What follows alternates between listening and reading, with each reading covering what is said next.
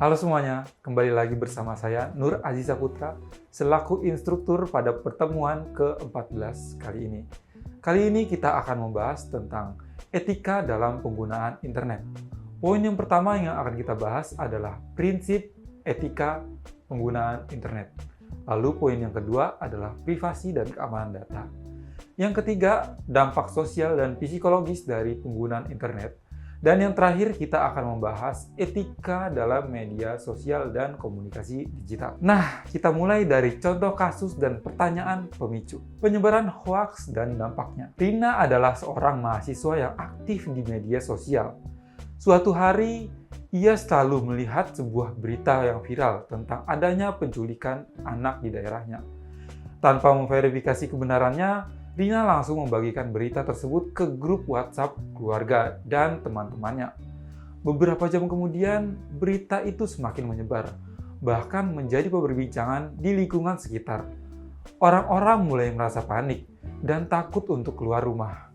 Namun, keesokan harinya, pihak kepolisian mengeluarkan pernyataan resmi bahwa berita tersebut adalah hoaks. Rina merasa bersalah karena telah ikut menyebarkan informasi yang salah. Ia mendapat teguran dari dosennya dan belajar bahwa pentingnya untuk memverifikasi informasi sebelum menyebarkannya. Nah, dari studi kasus sebelumnya, mulailah muncul pertanyaan pemicu.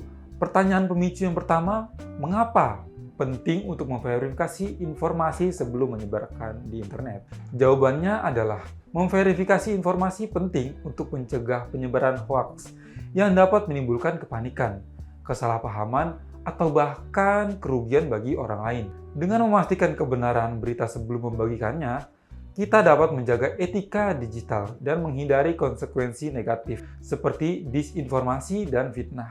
Pertanyaan pemicu yang kedua, apa sih dampak sosial dan psikologis dari penyebaran hoaks seperti yang dilakukan oleh Rina? Nah, penyebaran hoaks dapat menyebabkan kepanikan, kecemasan, ketakutan di masyarakat. Orang-orang bisa menjadi curiga satu sama lain, bahkan berpotensi melakukan tindakan yang berlebihan karena informasi yang salah. Secara psikologis, korban hoaks bisa merasa tertekan atau dirugikan akibat berita yang tidak benar.